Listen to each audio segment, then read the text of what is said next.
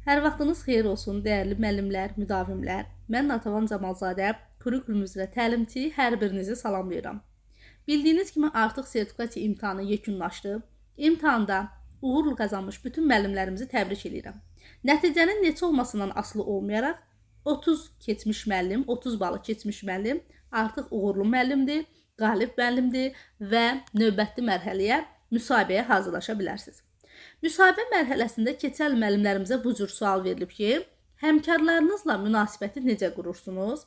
Müəllimlər, ümumiyyətlə bu suala cavab verməmişdən əvvəl biraz müsahibə haqqında məlumat verim ki, müsahibə mərhələsində cavab verərkən cavablarınız fərdiçi deyil, ümumi şəkildə olmalıdır. Yəni, mən belə eləyirəm, mən olmalı deyil. Yəni, ümumi şəkildə danışmalısınız, pozitiv dildə danışmalısınız, təmkinli, dialektdən istifadə olunmamalıdır, üzünüzdə bir xırda təbəssüm olmalıdır, ünsiyyətə açıq bir duruş nümayiş etdirməlisiniz müsahibədə.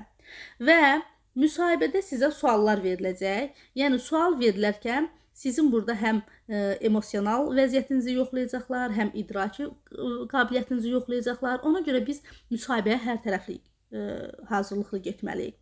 Müsahibə mərhələsində sizə həm kurikulum sualları, həm psixoloji suallar, mövzunu təqdim etmə, özünü təqdim etmə, yəni bunlar lazım olacaq sizə, yəni bunları soruşacaqlar və bizim iyul ayının 20-si müsahibə qrupumuz açılır. Tam sıfırda bizim müsahibə qrupumuzun digər qruplardan fərqi odur ki, biz canlı şəkildə dərsi keçirik. Yəni, ümumi YouTube link atıb özümüz danışmırıq. Hər bir müəllimi fərdi şəkildə sual cavab edirik. Və sizi tam hazır vəziyyətdə müsahibəyə göndəririk. Heç bir vəsait almırsınız və ən əsası, sizin şəxsi səhifənizə 5 mövzu gələcək. İxtisasdan asılı olmayaraq bu 5 mövzunun icmalını hazırlayıb sizə göndərəcəyik. Yəni, biz bunu edirik. Sizi tamına müsahibəyə hazır vəziyyətə göndəririk. Sonda da sizlə bir müsahibə simulyasiyası təşkil edəcəyik ki, bu zaman özünü təqdim etmədən mövzunu təqdim etməyə qədər hər bir şey sizdən soruşulacaq. Sanki müsahibədə iştirak edirmişsiniz kimi bir ab-hava yaradacağıq. Bizim canlı dərsimizə qoşulmaq üçün 050 837 0305 ekranda gördüyünüz nömrəyə yazaraq ətraflı məlumat ala bilərsiniz. Cəmi bir dəfə ödəniş ödəməklə müsahibə dərsinə qoşulacaqsınız. Heç bir vəsait də almayacaqsınız. Və onu da qeyd edim ki, videonun aşağı linkinə bizim ödənişsiz müsahibə qrupumuz var, WhatsApp qrupu. Onun da linkini yerləşdirəcəm. Kimlər istəyirsə o qrupa keçid edib, orada da suallar paylaşırıq, ondan faydalana bilərsiniz. İndi keçək müsahibə sualına. Həmkarlarınızla münasibəti necə qurursunuz?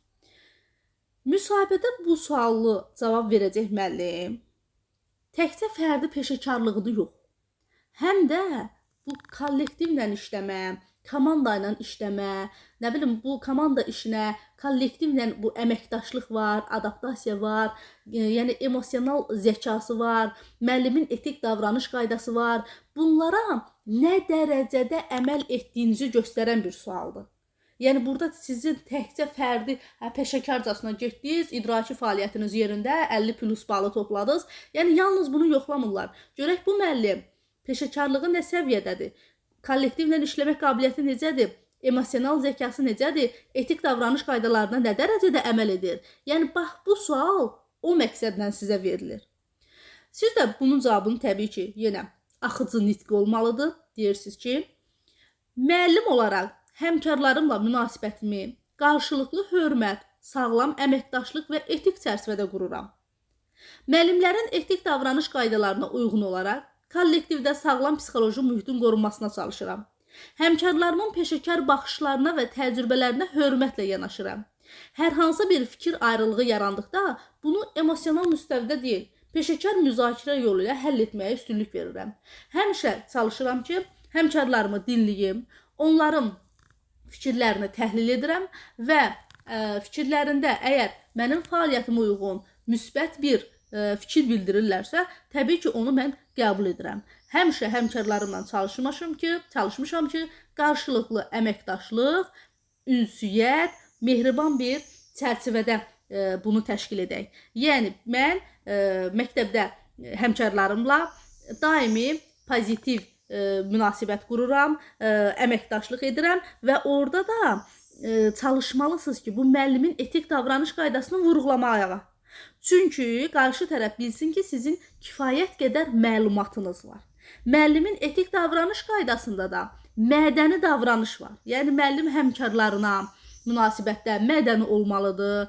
Müəllim deyilən iradları qəbul etməli, onu təhlil etməlidir. Yəni deyilən iradlara kobud şəkildə cavab vermək olmaz.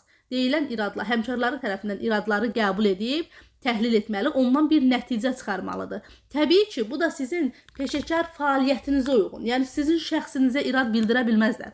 Fəaliyyətə uyğun irad olarsa, müəllim onu qəbul etməlidir. Yəni mədəni davranış etik qaydasında necə idi? Əməkdaşlıq olunmalıdır, deməli pozitiv münasibət qurulmalıdır. Həmçinin də yenə hər hansı bir iradlar olarsa, onu da qəbul edib aradan qaldırmağa çalışaram. Bugünkü müsahibə sualının izahı bu qədər. Kanalımızı izləmədə qalın. YouTube kanalımıza abunə olun ki, hər gün paylaşılan müsahibə suallarının izahından xəbərdar olasınız.